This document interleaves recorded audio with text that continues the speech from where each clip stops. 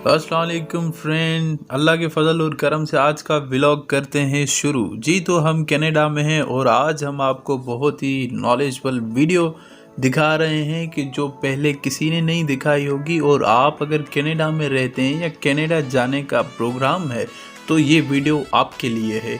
अगर आप कनाडा में आ रहे हैं, चाहे स्टूडेंट आ रहे हैं या विज़िट वीज़ा पे आ रहे हैं या आप परमानेंट वीज़ा लेके आ रहे हैं, तो आपको रिहाइश के लिए घर तो चाहिए ही होगा, लाजमी सबको चाहिए होता है।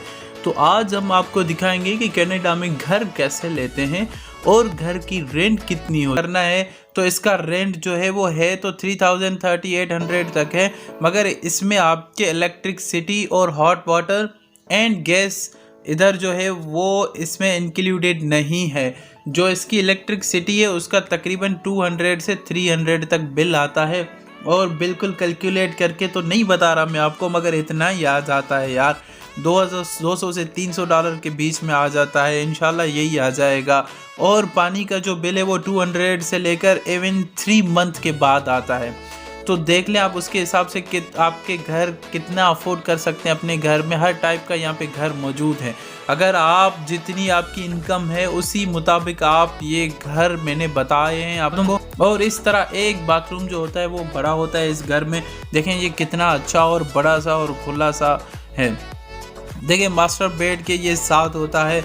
और अगर आपको अपार्टमेंट लेना है 3 बेडरूम का तो तकरीबन वो आपको 1800 से 2200 तक वो भी मिल जाएगा।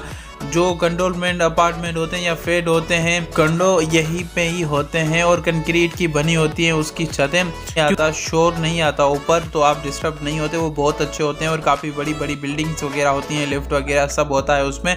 मगर कंडो में ये होता है कि आपकी जो इलेक्ट्रिसिटी और हॉट वाटर और जो भी कोई बिल है वो सब कुछ आपको इंक्लूड। टोटल जो है वो 4 बेडरूम है, 4 बाथरूम है और इसका जो रेंट है वो 3200 से लेकर 3800 तक है।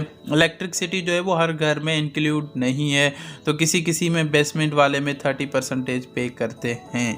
तो और नीचे जो पोर्शन होता है 3 बेडरूम के घर वाले जो होते हैं, जो फर्स्ट फ्लोर होता है उसमें लिविंग रूम, किचन और एक बाथरूम होता है। और ये देखें बहुत खूबसूरत घर है, खुला खुला बना हुआ होता है। हम आपको क्योंकि बेसमेंट से ये होता है कि उनको रेंट आ जाता है और ये उनको कुछ इलेक्ट्रिक